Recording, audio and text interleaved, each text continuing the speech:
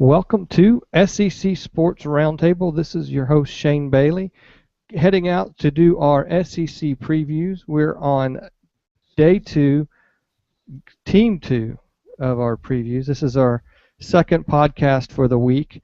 So we're going to do 3 next week, and for the following 3 weeks, do an additional 3 teams to get all 14 teams in before we have our kickoff on Thursday, August 28th, which is, believe it or not, just around the corner.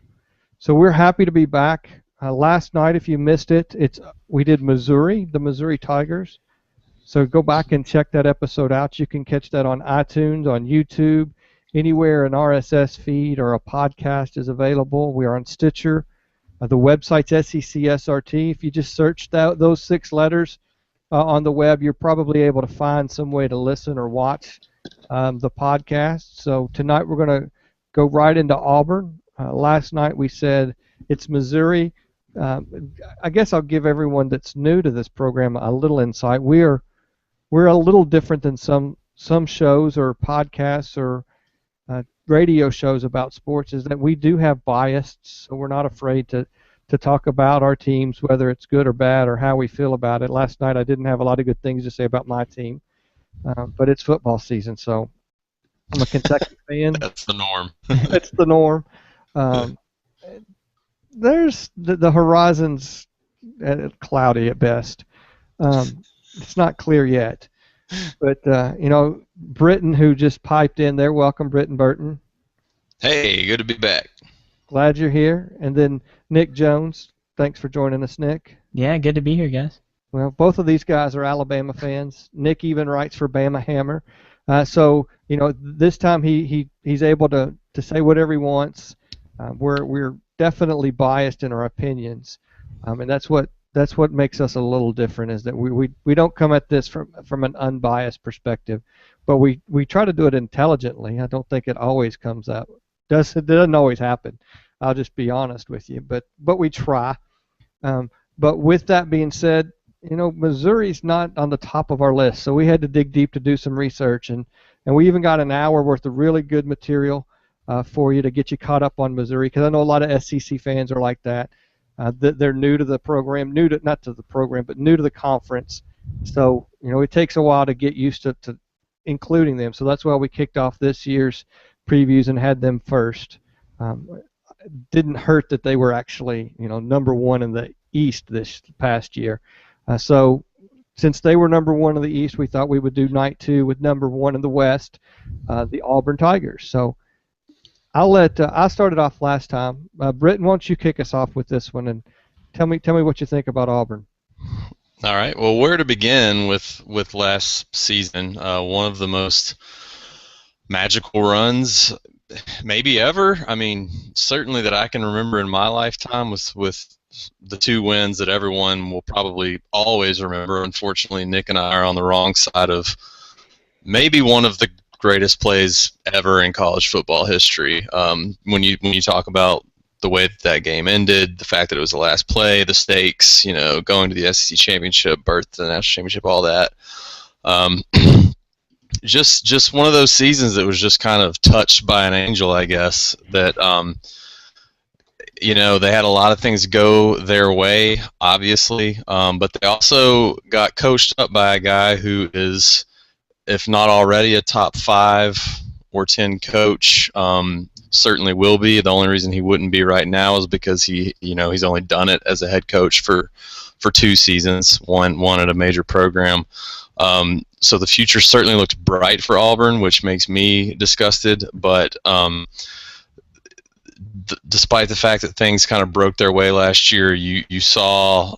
We talked about how the fact they would get the offense rolling as we got into the year, and that you wouldn't want to play them at the end of the year, and that's exactly what we saw. We saw a team who was kind of feeling their way through the season early on, the first half of the season or so, and then in the month of November and even starting in mid to late October, they really started to get that rushing attack rolling, and just like we talked about, how you wouldn't want to play them late, you did not want to play them late, and literally you could not stop. And they were running what seemed like to the naked eye 4 or 5 plays, 4 or 5 variations of a zone read type of play, and no one could stop it. So it's going to be really interesting to watch them. They have a ton of talent coming back. No reason to think that they shouldn't compete for the West, which means they'll compete for the SEC, which means they'll compete for the national title. So Auburn fans should be excited. Nick? Yeah, and I'll echo a lot of that, Britton. I mean, just to sit back and, I mean, obviously we experienced it, but just to go back and look, I mean, even though it was extremely disappointing to watch the Iron Bowl last year, I mean, just an improbable run to greatness.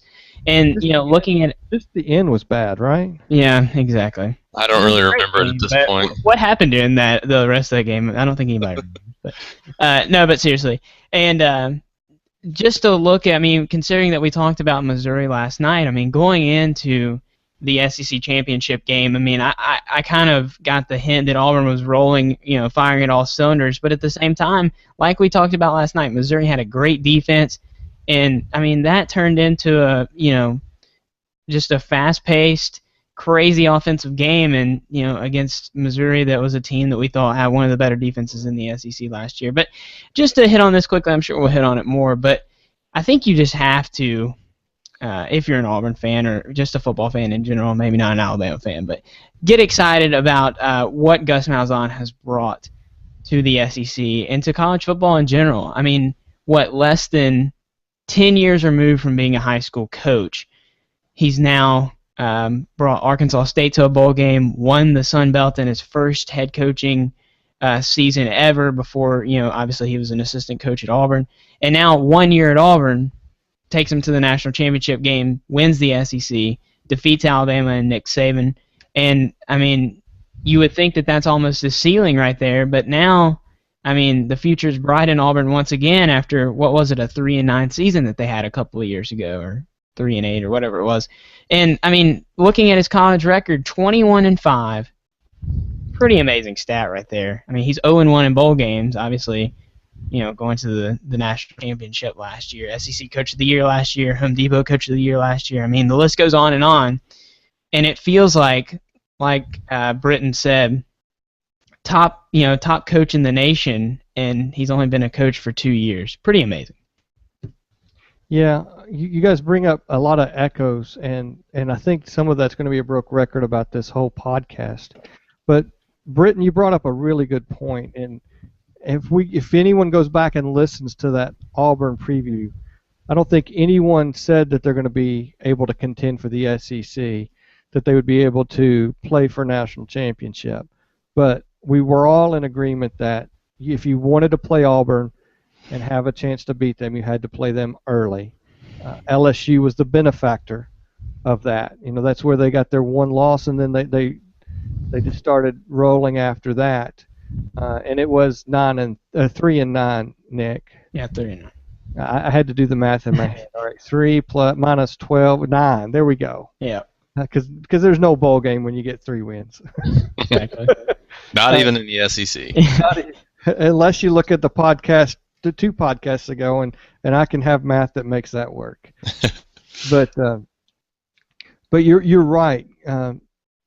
There were some pretty big losses when you look at individuals that Auburn lost from the class that they just had. But when you look at the big picture, it's not really that big of a loss for these guys. And that's what when as I was looking into the program a little deeper to do this podcast, kind of scared me, was that you look at this program and you know, you have a world-class running back and a couple of really good defensive positions that graduate and go make a paycheck, but they've got some replacements in all of those positions. It's not like the cupboard is bare and they've got to sit there and reload. They get their quarterback back. I read a statistic that this is the first time in 9 years of coaching in any form or fashion in the collegiate level that Malzahn's had a quarterback for 2 consecutive years. You know, that's a crazy stat, isn't it? That's amazing. When I saw that, it's like, wow. To do what he has to do year after year, and now he's got a second year with the same quarterback, And Part of that is that he's been at like 5 different schools in those 9 years. So one of them twice. Yeah. Well, yeah, that's true. I guess 4 different schools, but 5 different stops. So that plays into that. But regardless, that's a pretty crazy stat to think about. Yeah, and you're right. Some of it was coaching changes from schools, but when you have that, he was successful every time he went to a new coaching position. That's what's crazy about that. And you look at their game plan. You know, with over 2/3 of their offense last year was a run of some sort, and it looks like from all indications that they're going to spread the field a little more and be a little better at the passing game. If they can do that, and they've got a running attack and a running threat that they had previous, now all of a sudden, I don't know, I could see it working both ways, because you knew what was coming with Auburn last year. You knew they were going to run the ball, and you still didn't stop them. Yeah, I'm glad you said that, actually, because I thought about that leading up to this. There were several games last year, certainly in the Alabama game and several other games where I was watching, where if you're the opposing team, you hoped that Malzahn wanted to change things up and threw a pass with Nick Marshall. And it's not like he was terrible at throwing the ball. I mean, he had good numbers, but most of that was based off the fact that you caught people off guard because they're so geared up to stop the run that you could hit big plays in the passing game. You know, he only threw like 2 picks, I think. But from just a consistency standpoint, I mean, there were a few plays in the Alabama game when they're just running it down our throats, and then all of a sudden they decide to throw some kind of pass play, and all of a sudden you've got them in 2nd or 3rd and long. There were times when you hoped that they would throw the ball. And so it's weird to even think, is it possible that they could hurt themselves by becoming more diverse? Like, that's so counterintuitive to what you think about for football. But in this case, I don't know. Marshall is so dynamic as a runner. He's a DB out there playing quarterback with 4.4, 4.5 speed. I don't know how much you want to take it out of his hands running read option and jet sweeps and all of those kinds of things that they run. Yeah, and I wanted to bring this up, guys. I was going to bring it up later, but I think this kind of fits in here. When I was looking at this, I mean, obviously Auburn has some amazing players. Losing Trey Mason, losing a bunch of these guys. You've still got Sammy Coates coming back, who I'm sure we'll hit on, and having Nick Marshall come back for a 2nd year for Gus Malzahn's first time in almost his college coaching career to have another quarterback coming back. I think the big thing for Auburn is, when I think about Auburn and I think about Gus Malzahn, he is one of the most prolific, to use a buzzword, system coaches I've ever seen. I mean, you look at Alabama and Nick Saban's defense. Wherever Nick Saban goes, at LSU and now at Alabama, he just plugs guys in. He's always got great DBs. Linebackers are a key in his system. But at the same time, there's always flaws. There's always issues. Look at Steven Garcia in a couple of these Auburn games here recently. I mean, Nick Saban has been taken to the woodshed a couple of times on defense, but I'm not sure, and you guys can correct me or bring up some guys in the past. I just can't remember, especially in recent memory, a coach like Gus Malzahn who has had success on multiple levels, not only from high school all the way up to National College Coach of the Year this last year. And adapting that system, and no matter what players are coming in, no matter who his quarterback is, and he's had some great quarterbacks. I mean, like you said, Nick Marshall, I think, fits this system perfectly. I mean, he's a DB, a guy that has better wheels than most of your running backs out there. I mean, he is just a home run waiting to happen with his feet, and as his throwing game develops, and then you look back in the past as well. I mean, Cam Newton, kind of a once-in-a-lifetime athlete at quarterback. So I think that's something to hit on is, although they're losing Trey Mason and although, Nick Marshall's throwing game wasn't really there last year and it was kind of these lob passes over the middle and, he's not going to throw it downfield too often and beat you.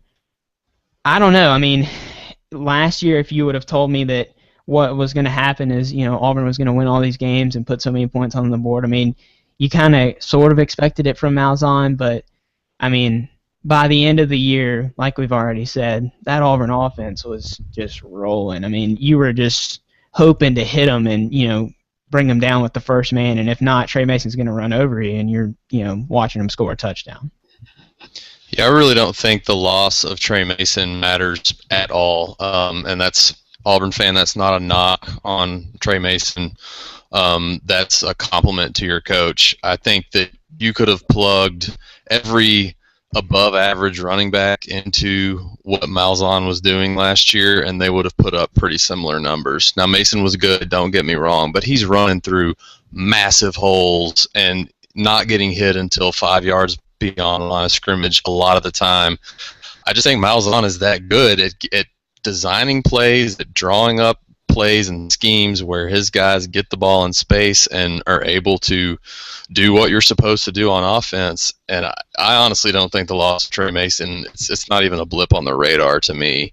The loss of the left tackle hurts far more than that, but then they still have 4 very, very good offensive linemen coming back. So it's a lot like Alabama actually in 2012 when we had that ridiculous offensive line coming back and we were just able to mash people with it. I really think Auburn, we just talked about, do they need to throw more? And maybe they do a little bit, but they're going to have a really, really good offensive line and still going to have Nick Marshall. I mean, they're just going to kind of be able to maul people a lot.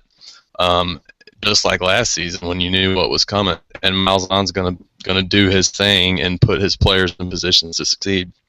Well, and they've got capable running backs that take his place. They've got Grant and was it Artis Payne? Yeah.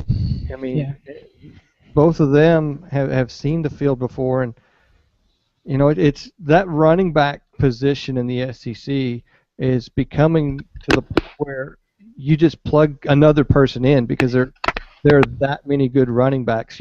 Every team is 2 and 3, sometimes 4 men deep in the running back position, and all you're doing is just inserting the next running back, unless you're LSU this year with the running back they brought in. But when you look at Auburn, you said the breaks went their way, Britton, and that's how you were talking about their program, and they did. I mean, let's look at all the things that had to happen, that had to fall into place for Auburn to get to the national championship game. And nothing against the program, nothing against the talent that was on the field, but you can't expect to have those same kind of breaks go your way 2 years in a row. It's like the turnover margin discussion we had last night. You can't control the turnover margin because sometimes it just is a fluke. It happens to bounce your way. And the ball bounced Auburn's way this year. So they're going to be in some close games. This year they might lose all those close games. That every one that was close for them that they won last year, they could lose the exact same games this year. And that's not a knock on the talent that's on the field. It's just a matter of the circumstances and how they. It's just football. And so, if for that reason alone, I can't have them winning the West. It wasn't like an Alabama performance or an LSU performance where every time they came on the field, they were head and shoulders better than the other team. They squeaked by so many times against good opponents off of fluke plays and just craziness. And yeah, they were 6-1 in one possession games last year, and that one would have to be the LSU game where they were down. Weren't they down like 28 at one point, and then they kind of rallied late, and they lost by 14 to that one. In that one, Florida State, the national championship. So they were 6-1 in one-score games, and I mean that's great. That was their year last year. But you're right, that's a stat that can easily go 3-3 this year, and then you're not all of a sudden in the Peach Bowl, and it's not that great of a season. And it has nothing to do with the quality of players that Auburn has, because their schedule is not a very favorable schedule. I mean, you have the West, and then you have Georgia, and South Carolina this year. Yep. So. And at Kansas State, out of conference is tough. I was getting there too, and I was going to say they don't have a cupcake in all 4 of their out of conference either, and that's right. They go to Kansas State, and that's not an easy place to play. So yeah, exactly. And this is one thing. I mean, to take off my crimson-colored glasses for a second, maybe this is a stretch, but after I've watched Auburn last year and everything that went down, I mean, we think about the Georgia game, we think about the Alabama game. I mean, those were improbable victories. I mean, granted, you have to put yourself in places to make plays. I think the Georgia game, that's one that we would almost consider a fluke. I mean, if you bat it down any other direction, Auburn's not playing in the national championship game. But the Alabama game, I mean, that was a simple coaching mistake that Alabama, made the wrong decision. Auburn took advantage of it. I mean, it was great coaching by Gus Malzahn. But this is something I want to bring up. The fact that there's so much of an emphasis on Auburn's run game. And with run game, I think you get a little bit more consistency rather than, a Johnny Manziel type. I mean, I don't know what the turnover situation look like, but I think you kind of dominate possession. Auburn, not necessarily time-wise because they use so little clock when in this hurry-up style offense, but I think in a close game, as long as you don't have to make a huge comeback, granted you don't have to throw it very much. I think Auburn's built for these close games. I mean, the defense isn't really there, but when you can score at will, using a 4-play system and as fast as they run, I think that's saying a lot. And, guys, this was something I was going to bring up earlier, but Barrett Salee wrote a great article today on Bleacher Report, kind of interesting that we were doing this preview today, but he says why Auburn running back Cameron Artis-Payne will take the SEC by storm in 2014. And I think you plug in maybe not even Cameron Artis-Payne in that headline, but whoever wins the starting job, because you look at it. I mean, they've got Corey Grant, a guy that, correct me if I'm wrong, was at Alabama one time, and then they've got 2 freshmen. They've got a redshirt in Peyton Barber and Rock Thomas that's a guy that was a highly touted guy in the state of Alabama. But he breaks down the stats, and it's a great read for anybody that wants to read it. But this was an interesting stat to me. From 2006 to 2013, Gus Malzahn has had at least one 1,000-yard rusher every year. And you look at the names on this list, I mean, Darren McFadden, Felix Jones, Teron Adams, Ben Tate, Cam Newton, Michael Dyer twice in consecutive seasons, David Oku, who is his running back. On different teams. Do what? On different teams. Yeah. And then Trey Mason and Nick Marshall. There's 2 quarterbacks on that team. And you look at Nick Marshall, I mean, 1,068 yards, and Cam Newton with 1,400, almost 1,500 yards. I don't know. I mean, I think at some point we have to realize a lot of things did go Auburn's way last year, but as bad as it hurts to say this, I think Auburn's built for these games, and maybe there's a reason why they came out with so many victories in one-possession games. If they stay true to their form, but all indications are they're gonna mix it up and pass more. And now all of a sudden you're going to defend Auburn completely different than you would if you knew they were going to run the ball 65-70% of the time. If you knew you were going to have a better mix of pass run, that completely changes your defensive coverage. Yeah, it's going to be, I mean, if they are proficient at passing, it's going to be scary to think about having to defend the entire system. This JUCO guy they brought in, who by all accounts, I have no idea how to say his first name, Dakil, Dak. I guess they call him Dak for short, like Shaquille Williams, and then you still got Sammy Coates over there, who's like the ultimate big play guy. I mean, the thought of Nick Marshall being a consistent passer and then still having to deal with them running the ball is got to be keeping SEC defensive coordinators up at night. But at the same time, does that take away from who they are? Back to your point, Nick, who they are is they can score, they can grind it out with the run, and they can keep games close. You have a couple incomplete passes, that clock stops, your defense is back on the field, all of a sudden you're down a score or two. I don't know. It's just going to be a different dynamic. At least we think. Now it's all preseason talk. Maybe they come back out and they run it 70% of the time again. But or for that matter, Marshall completing 50% of his passes plus 60%. Yeah. And then all of a sudden, watch out. And I mean, I think it's. I know exactly why we're saying this. I mean, they've got two amazing Because we don't weapons. want them to win. That's why. Yeah. But I think they've got two amazing weapons. I mean, Sammy Coates could easily play himself into being the best SEC wide receiver this year. I mean, Laquan Treadwell and Amari Cooper are up there as well.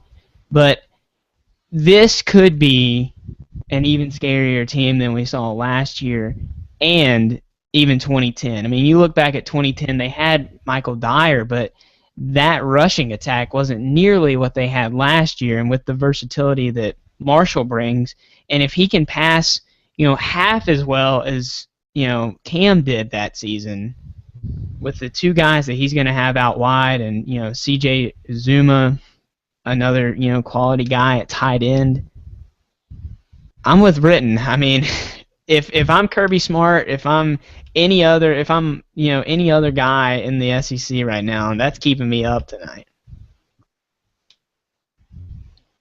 So I think the turning point for Auburn will be defensively. Like we know that they're going to be good offensively. When you have Gus Malzahn as your coach, you're going to be good offensively.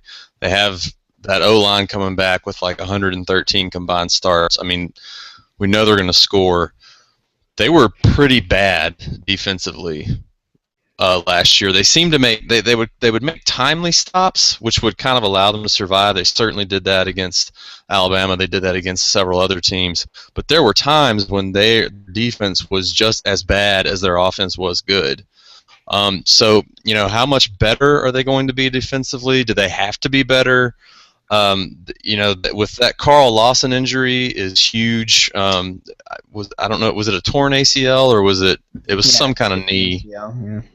Yeah. So I mean, he's their main pass rush threat coming back because D Ford is gone, and now he's out. Now they have guys who have experience, have started for several years that are coming back, and Ladarius Owens and Gabe Wright, but you don't have that stud one guy pass rusher until Carl Lawson gets back, and who knows what he'll be like if he does get back. And you know how sometimes you're not completely yourself after a knee.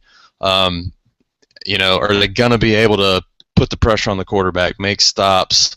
They don't have anyone at linebacker that scares you. The secondary has some guys that are very, very solid, very good college players, but again, no like superstars. And we're talking about a defense that ranked like 12th, 13th in the SEC in several categories. So how much do they even need? How much better will they be? The last half of Division I think they're 86th overall is what I saw, which is and that's kind of been an interesting thing. I mean, you look back, I mean, even in the 2010 season where Auburn, shut down what we thought was a prolific offense in Oregon in the national championship game, defense was not their forte this year, and I think, Britton, you're exactly right that the defense is going to be the turning point. I think the Carl Lawson injury is huge. I mean, another guy you didn't mention was Montavious Adams, but anytime you lose a guy like Carl Lawson, a fast twitch guy off the edge, I mean, he's a game changer. D Ford had 10.5 sacks last year. You've got to look at that number, and I don't know if you see a guy that could produce even 8 to 10 sacks for him right now, with now the strength on the inside of the defensive line instead of the outside. One point I had that I was going to hit on is you do lose Chris Davis, but I mean, obviously he won the game for him against Alabama, but I always thought that he was kind of a weak link at cornerback, in my opinion. You've got a guy that can step in. His name kind of escapes me here for a second, but I don't know. I don't think that's a huge loss, even though he was a senior.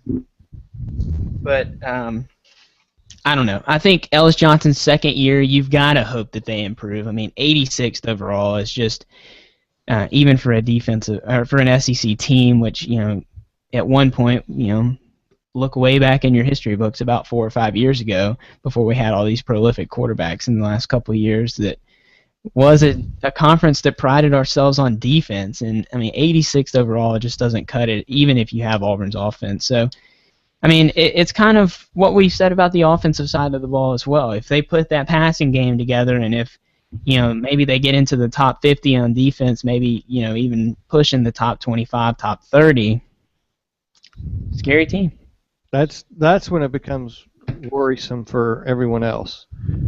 is that now all of a sudden it's not fluke wins because they're not having to be in that position to have the need for some sort of fluke to win the ball game. They're going to be ahead by more than a touchdown. They're going to be, 10, 13-point leads where they have that cushion where if something fluke happens on the other way, they can still survive. Whereas last year they had to have that ball bounce their way. Now, one thing that they do have going for them is, as rough as this schedule is, I don't think you could have asked for a better front-end schedule. Yeah. I mean, if you are going to play an out-of-conference tough game at Kansas State, you first get Arkansas to get things kicked off. I think we all would agree that if you had any opponent in the West to play first, that's who you would want. That's the one, yeah. So you get to start off with a conference win, and then you get to have Kansas State's their third game, right? San Jose State. San Jose State. San Jose State. So that's an easy 2-0. I think the Kansas State game is going to be a tough game, but I don't think they're going to lose that game. I wouldn't give them that loss. I don't know about you guys. No. I mean, it's at Kansas State, so that's of course going to make it tougher. Auburn has the bye week coming into it. It's a Thursday night game. It's a weird game. I mean, there's not a lot of SEC road games in the fourth week of the season on a Thursday night, are there? I mean, that's just kind of a weird, out of conference especially. Yeah. No, Mississippi State and Kentucky, I think, played on a Thursday last year, but it's kind of a weird game. A cool game. Like, that's awesome that I'm going to have that to do on a Thursday night. I'm not going to pretend to know a lot about Kansas State. We know their coach. We know that Bill Snyder typically has a winner, and he kind of has the reputation of building a team that will scratch and claw and fight you the entire way. So I'm sure it won't be an easy game, but I mean, Now, with what Auburn is coming back, who's gonna have that game? I'm sorry. Who's having that game? Is that going to be an ESPN game, an SEC network? Oh, I think it'll probably be an ESPN game. yeah. Well, aren't all the Thursday night games on ESPN? Yeah. Yeah, Okay. at least they have been. It I don't is know. a 6:30 Central Time ESPN game. So I can't That's pick a tough- Auburn. knowing That's what a they- tough place to play. I mean, Yeah. I don't know what Kansas State's record is at home over the last 10 years or so, but I know it's really good. Yeah, and Hey, they'll not to- have a home crowd that's fired up for it. And not to mention, too, I mean, on a shortened week, I mean, even though you're playing San Jose State, I mean, Manhattan, Kansas, that's not a decent stroll. It's not an SEC country. I Not an mean, easy place to get to regardless. yeah, Well, but Auburn has the Saturday off before that. that is true. I forgot So, about that. that But will still, Thursday night game, I mean, it's something different. I think that plays into it. But, I mean, I don't know. I mean, I think, Kansas State's going to have an SEC caliber defense to even hang into that game, no matter how good their offense is. So It's kind of like the Indiana-Missouri game that we talked about last night. Like, they could put a scare into them, but I don't think anyone that comes on this podcast would pick Kansas State to win that game, even though it's in Manhattan. right. So we're going to give them a 3-0 start, Yep. then a 4-0 start with La Tech. Yep. If they're not losing to Kansas State, they're not losing to La Tech. We hope not. Then the meat of the action starts, right? Yep. LSU. That's a home game for Auburn. Yep. I think that's a great draw having them at home. Obviously, I mean, and I want to hit on this at the end of the schedule, just how many teams. The coaches poll was released today, but LSU being 13th in the coaches poll, I think to me that's a little too high for what so many question marks about LSU, but. I don't know. I mean, it's going to be kind of like last year. There's going to be some new names, some new faces on that defensive side of the ball, but you got to think that John Chavis and the guys probably have a good defense out there again. But I don't know. To me, this is a victory, especially since they're not in Tiger Stadium. I don't think they know the time of this game yet, but I don't know. The big question mark at quarterback too, and how good Leonard Fournette can be, or whoever else they're going to plug in. to me, it's a victory for Auburn. Yeah, it's hard for me to buy into LSU a whole lot this year with 2 years in a row of just being decimated by early departures, juniors leaving for the draft. The quarterback's gone. It's sort of a hazy picture at quarterback, which is the same for every SEC team this year except for Auburn and a few others. It's hard for me to imagine that LSU is going to be up to snuff to beat a very good Auburn team this year. The one thing I give him is Les Miles is a great big game coach. Sometimes when you count him out, that's when he's at his best. John Chavis also, more than probably any defensive coordinator in this league, has been good at stopping these unconventional offenses. He held Johnny Manziel in check both times. He held Auburn in check. Now last year it was early in the season. It's fairly early again this year. Chavis gives you a chance. Big Chief gives you a chance. But in the end, I can never say LSU doesn't have a chance. But if I have to pick a team, I'm picking Auburn. Well, you're saying there's a chance. So you're saying there's a chance. I'm going to give it to. It could be that I'm just down on Auburn, but I'm going to give them a loss in this game. Okay, I like it. I like that pick. I'm going to switch mine. I'm going to pick LSU. I'm glad I was so convincing there. We're just looking for a way to give them a loss. Perfect. I just don't like them, so I'm going to give them a loss. And they realistically could win this game. I mean, it is home, but you look at last year's game. It was the fourth week of the season. This time it's their fifth game, so it's not much different as far as the season goes. We wrote LSU off last year until we had the LSU preview, and we had I can't remember the gentleman's name, but from what's the website? Do you remember, Nick? And the Valley Shook. And the Valley Shook. He came on and convinced us that LSU wasn't really going to miss too big of a beat, and he was right for the most part. Yeah. I mean, I don't think they performed to the level he was giving them to perform at, but they did better than we all thought they were when we were talking about LSU. And so they've proven to me that it doesn't matter how many people they have leave, they're just going to rebuild and reload. And so you're right, Les Miles is a big game coach, and this is one of his big games. He would love to be able to put this win in his mad hat and move on to the next game.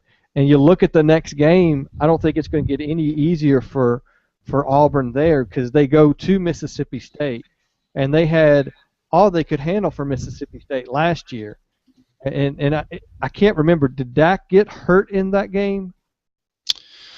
Because I know I don't even know if Prescott was playing much at that point, because that was pretty early in the season, wasn't it? Yeah, it was. Yeah, that was September 14th. That was the third game. So Prescott, Tyler Russell was probably still a regular. We'd need Blair on here to know that for sure. But Tyler Russell was probably still the regular starter at that point. So we hadn't even had the Dak Prescott revelation yet.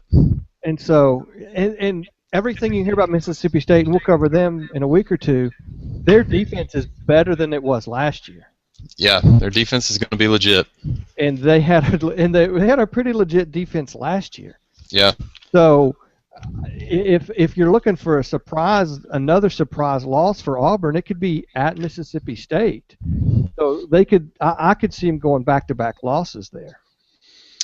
Yeah, I totally agree. That we talked last night about Mizzou's kind of hell stretch, where theirs was a little shorter, where they played Georgia, South Carolina, Florida in back-to-back weeks.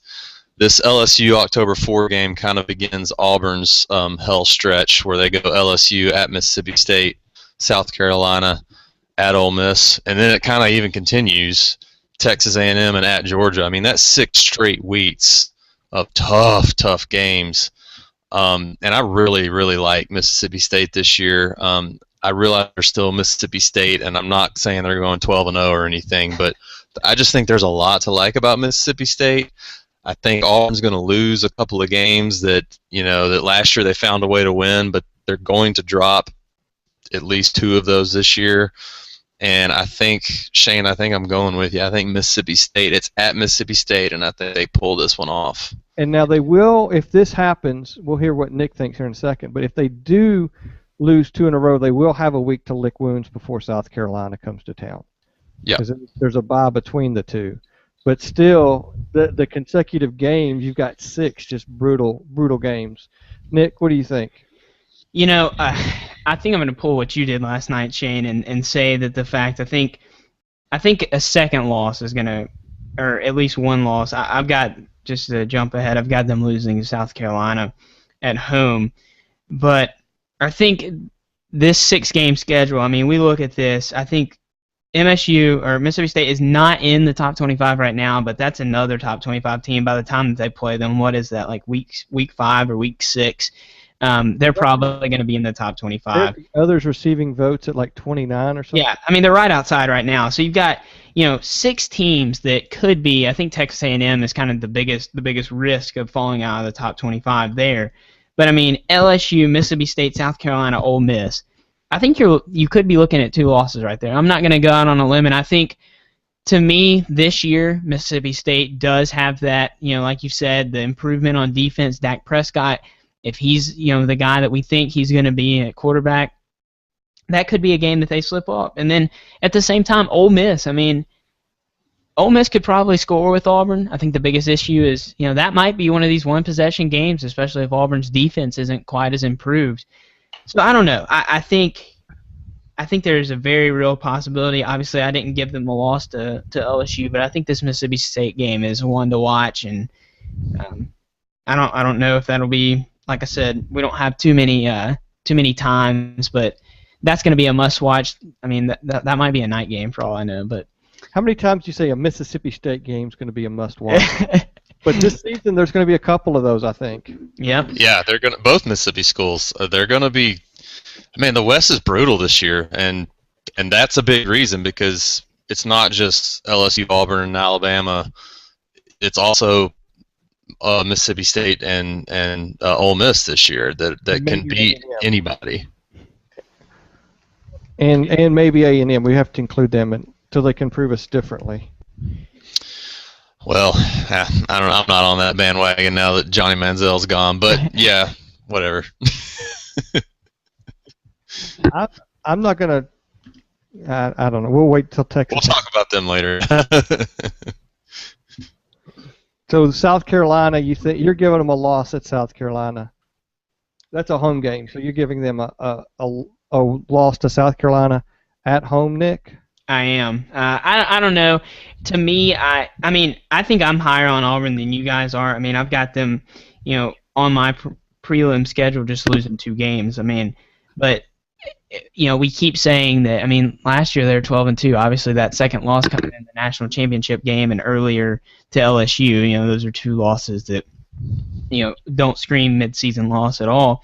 But once you get into the heat of the schedule, I'm not sure what South Carolina's games coming in or following the Auburn game looks like. But I don't know. Something tells me that the old ball coach might have something up his sleeve, might be able to concoct a good defensive game to hang with Auburn. But I think South Carolina's mix of having a semi-experienced quarterback in Dylan Thompson, which could go a long way on the road in the SEC, especially when we talk about the inexperience of quarterback. And then Mike Davis. I'm a huge Mike Davis fan. I think he's behind Todd Gurley and Yeldon. He could be the best back in the SEC. So I don't know. I think it is kind of hard to chalk Auburn down for a loss at Jordan Hare, but that's where I put them. So I've got them losing to South Carolina. All right, South Carolina has Kentucky, Furman, and then they go to Auburn. Yeah. Well, that's a good break in the schedule for them. Yeah. I'm going to go on this podcast that Auburn is going to beat South Carolina, and when I do the South Carolina one, I might change my mind. No one's going to know. You're fine. I think I got to go with Shane again here. I'm betting on Auburn being able to hold serve at home. I'm also kind of betting on the power of the West versus the East here. I know South Carolina is one of the odds-on favorites to win the East. I just don't think the East is nearly as good as the West, so I'm kind of hedging my bets, I guess, with the West and saying since it's at home and since it's the West versus the East, that Auburn wins this one. Yeah, I can't give them 4 losses, and that's where you look at this 6-game stretch, and you don't think they're going to lose 4 of the 6. Plus, that would be 3 in a row for you. That'd be. Yeah. I mean, I would be dancing in the streets if that happened. I don't Well, think. if you get to 3 in a row, 4 of 6 is possible at that point, in my opinion. But I see 3 losses there somewhere, and I could see 2 in a row having to happen at some point. So why not just get it started with those 2? And then you transition into November. I'd be interested to know. That's got to be one of the toughest November schedules in the country. For one, they play 5 games. A lot of teams probably only play 4 because they have a bye in November. And outside of Samford, who's November 22nd, there's potentially all four of the other teams are ranked when they play. I don't think Texas A&M will be, but potentially all 4 teams are ranked in November when you're playing them. That's a tough stretch. You can put up an SEC schedule against any other team in the nation, and there's no way. I think I forgot what I was listening to, but they used the term cannibalism. I think it was ESPN today to talk about the SEC, and will that be a problem for them with the national championship set up the way it is? Because could you see a 2-loss SEC team being in the national championship over a 1-loss in another division or another conference?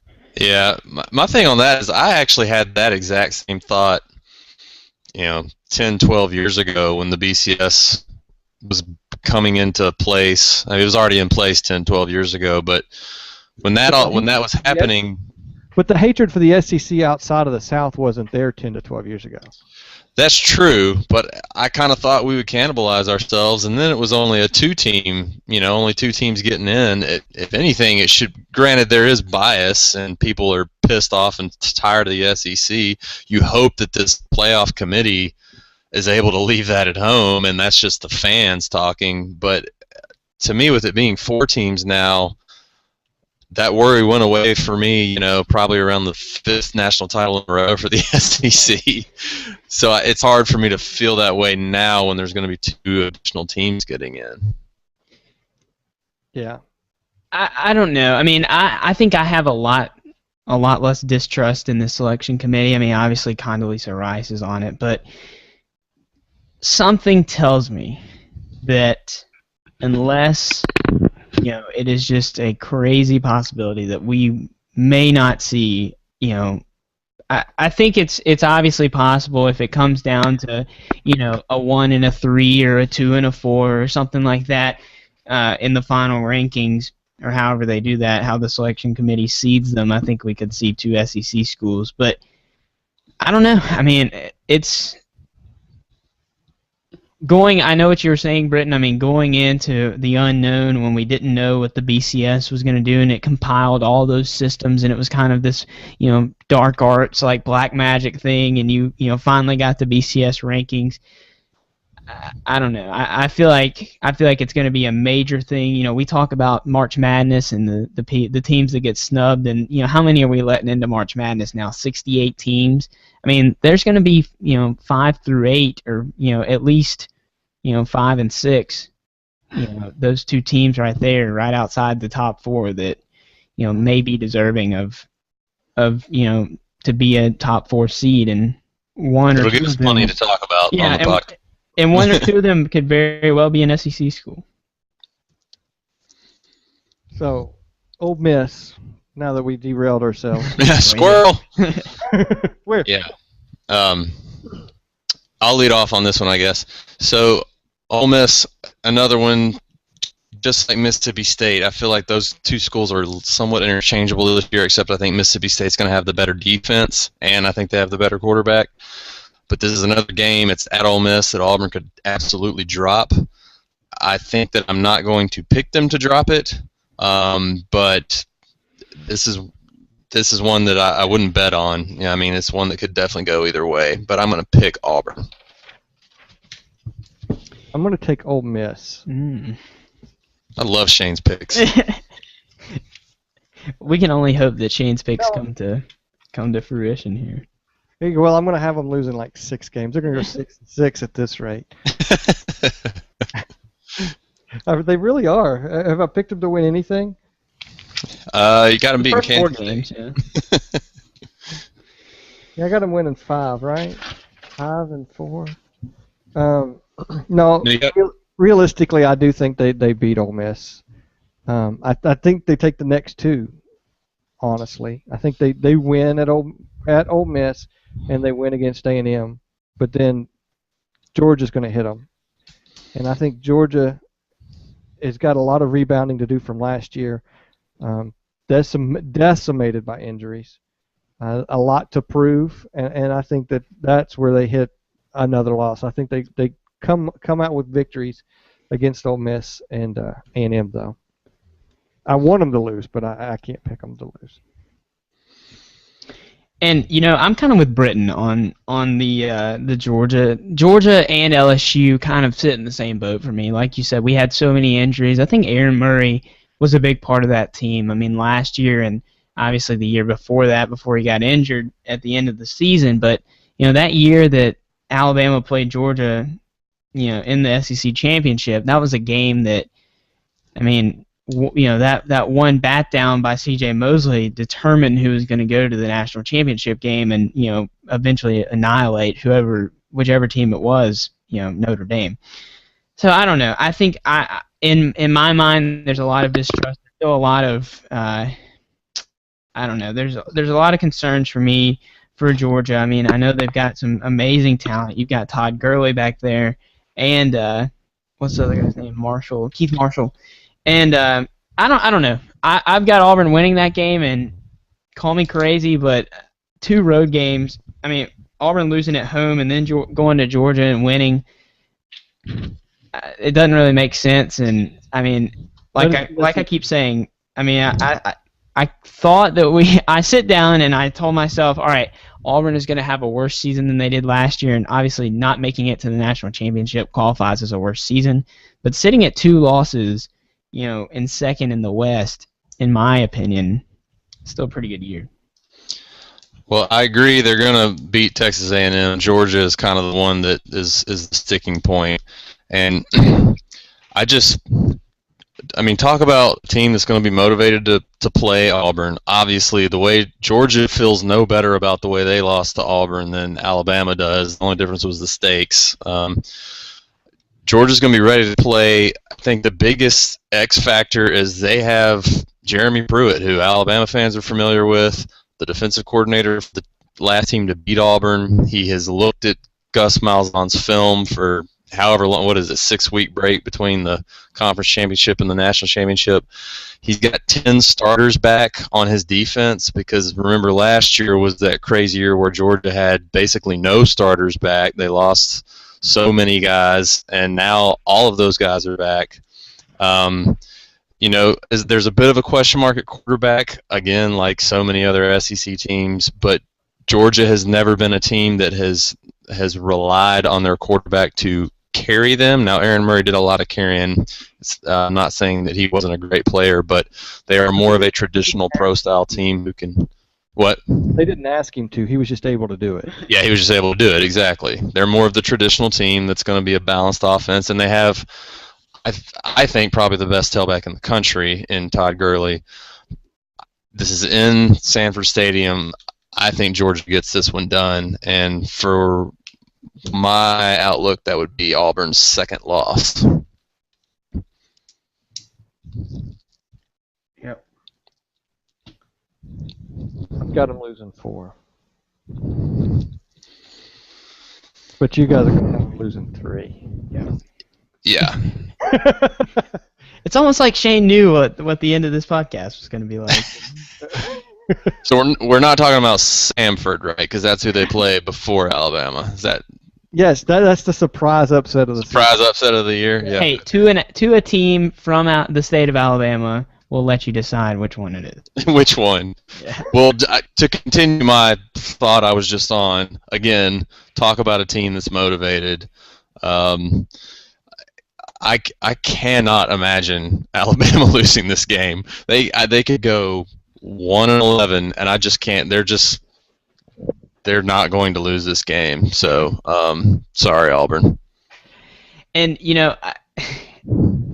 part of me wants to say I can't imagine us losing this game, and I don't want to imagine us losing this game, and I'm not going to pick us to lose this game, Alabama referring to us. But let's just think about for a second, like, even if Alabama, let's just say Alabama comes into this undefeated, or if this decides the West, which many of us believe will, unless Mississippi State can pull off a couple upsets and possibly play their way into the conference championship game. But what would this do to Nick Saban's resume if he dropped this game? Maybe we shouldn't even talk about this, but I mean, all the wins. Last year the season went sour in one game, and I don't know. I mean, I just think about how devastating that game was last year to me and so many other people, and obviously just a great game for Auburn fans. But winning or losing, 2 seasons in a row to Auburn is kind of a death wish. I mean, not to say that Nick Saban would be in trouble or anything, but I think he would be extremely down on himself, to say the least. Yeah, I mean, it would be devastating. I think if Alabama were to come into that game, 9-2. Yeah. I think last year, if they came into that game 9-2 instead of 11-0, even the way it happened, it wouldn't have felt so deflating and so end of the world apocalyptical. But I would say the same here. I mean, they're a good program. We're going to lose to them some, even with the best coach in college football. But if you come in 11-0 and miss 5 field goals and lose on one of the most unique game-ending plays ever, you're going to be deflated. But hopefully that doesn't. There's no way that can happen again, right? I mean, Cade Foster doesn't go to Alabama anymore, so that's one check mark in Alabama's box. But Adam Griffith does. That was a coaching mistake. That wasn't his fault. We shouldn't. I don't know. Like I keep saying, I mean, I sit down and you hear all the talk. If you listen to ESPN or any sports radio, sports talk show that talks about the SEC regularly, I mean, a lot of people, the consensus is, and I think kind of ours is too, that they could return just as much talent, maybe even more, depending on how the defense shapes up and whether Ellis Johnson can kind of prepare his defense and get back to the defense that we're kind of used to with him. They could very reasonably have a better team and certainly a little bit more talent, especially with Nick Marshall improving as a passer, having a full year under his belt, and still lose more games. And I think all 3 of us have kind of determined that, but part of that plays into last year being so improbable. But at the same time, I mean, shaping up for a pretty good season for Auburn. Well, I never gave an Alabama prediction. That's true. Shane, don't do this to us.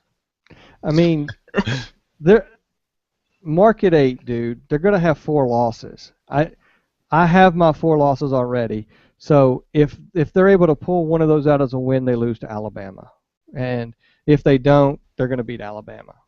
That's where I'm going to stand with that. I can't make a pick right now because I'm going to look at their overall record and say they're 8-4. And where that 4th loss is going to be, is it going to be Georgia? Is it going to be Alabama? Is it going to be Mississippi State? I don't know who that one team is that's going to let them elevate them to that 4th loss, but I feel that they're a 4-loss team this year. And I know Auburn fans don't want to hear that from me, but Britton, you make the same case that Blair did last year when we did the Mississippi State preview. He said that, and that's exactly what he said about Mississippi State, is we're going to have a better team this year than last year, but there's a very good chance that our record won't be as good. And that's exactly what happened with Mississippi State. because of the way their schedule was and who they had and the matchups and everything that happened for Mississippi State. That was exactly what happened. And I can see this same exact thing happening this year with Auburn, is that talent-wise, even though they lost D Ford, they lost all those players, they still could be better this year and still lose more games. Yeah, I think I would echo that. To me, I feel like they're a 3-loss team. I don't feel like they're a 4-loss team. And it's really difficult to predict which 3 those will be. But when you look at this stretch from October 4th through November 29th of LSU, Mississippi State, South Carolina, Ole Miss, Texas A&M, Georgia, and Alabama, I mean, that's a brutal, is it 7 games stretch there? And I feel like they're going to lose 3 of those. And, of course, I hope Alabama is one of those. The truth is, who knows? Any one of those teams could beat them, and I feel like the ball's just not going to bounce the way it did last year, and they're going to lose three games. They may lose 2, they may lose 1, but I feel like there's going to be 3 in there somewhere. And I'm going 4, but for the same exact reasons.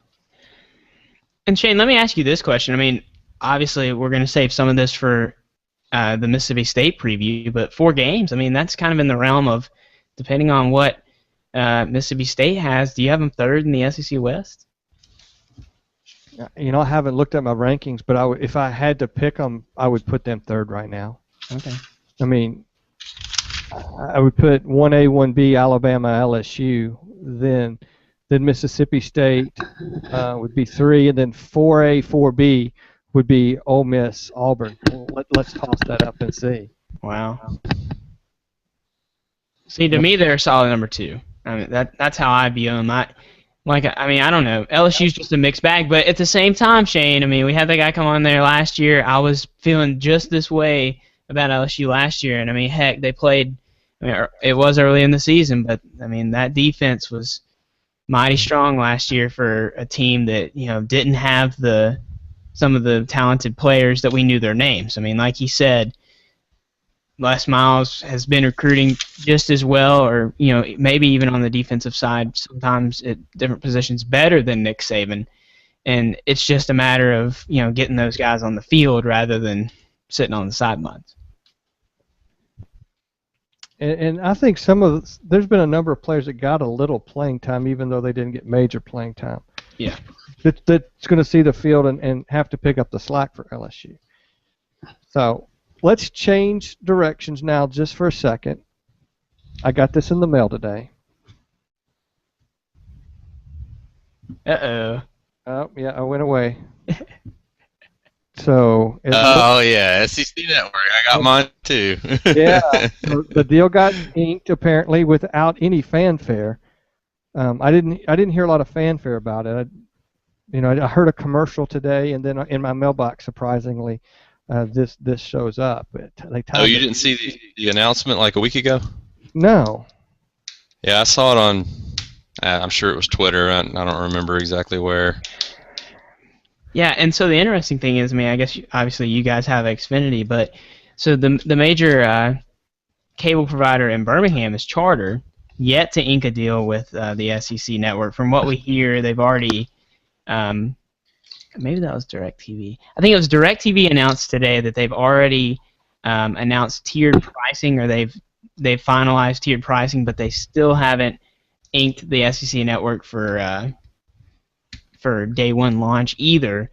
So in Birmingham, the only options for the SEC network right now is Dish Network, which is a nationwide provider, obviously, and AT&T UVerse, which currently isn't available for most of the Birmingham area. I mean, there's some. It kind of depends which side of the street you're on at some point, which I think is how. That's how it is here in Nashville too. So right now, I mean, you don't have too many options. I firmly believe that Charter and DirecTV are both going to get it, but I mean, if you want it day one, DirecTV, in my opinion, is being held up only because they have to make sure everything will coincide with the AT&T purchase. Because AT&T is purchasing them. Why do we want to have to go redo a deal again? Let's put it in a way that AT&T and DirecTV and SEC are all happy, and it can stay there through the merger, and not have to go back and try to worry about renegotiating. to me, that's the only reason DirecTV's taken as long as it is. With Comcast coming in line, that's Comcast. Was that Time Warner?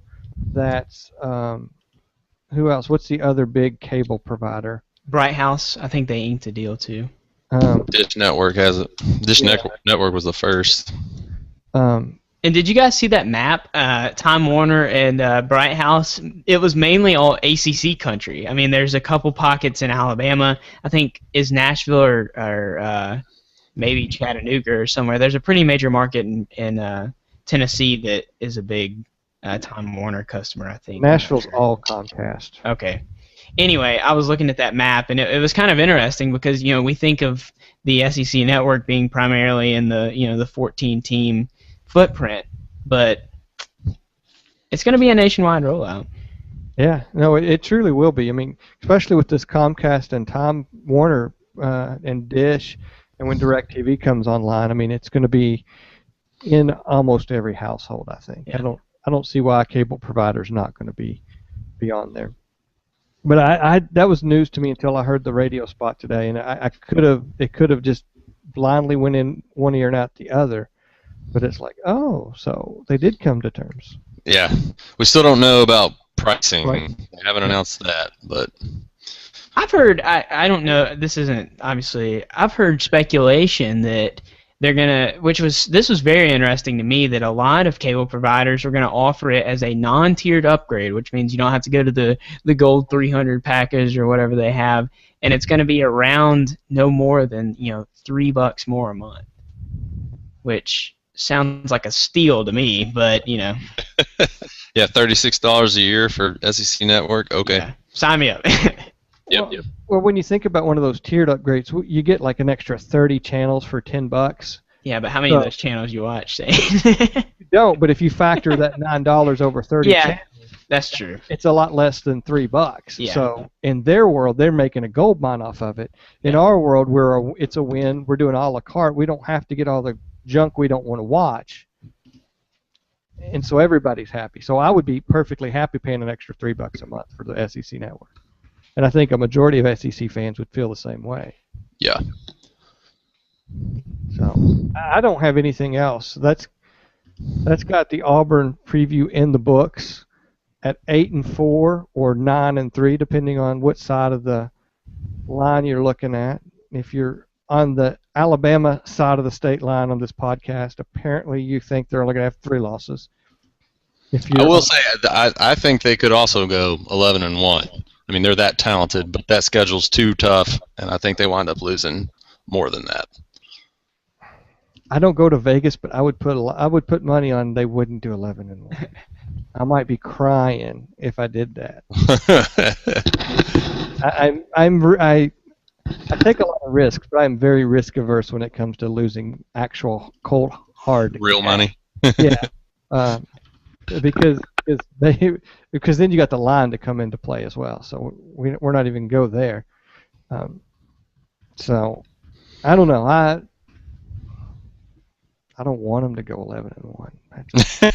Does anybody want and this is not coming from the Alabama fan either. This is the Kentucky guy saying that. I still have a bitter taste from the Cam Newton year. I mean, Kentucky actually played them well. It just for some stupid reason they said, okay, we're going to run Cam Newton at you. Please stop him. And apparently they just decided to open the door and let him run wherever the hell he wanted to. Because they were up on Auburn and couldn't seal that deal. It was just drives me crazy. This is that fan side coming out that you talk about sometimes. It is, yeah, exactly. So for that reason alone, they're not going to just lose one. Like I said, we mostly talk intelligently. And all the Auburn fans that have an issue with it, please email Shane. Yeah, my Twitter is at SECS. There we go. So anything else before we wrap this one up? Don't think so. All right, guys.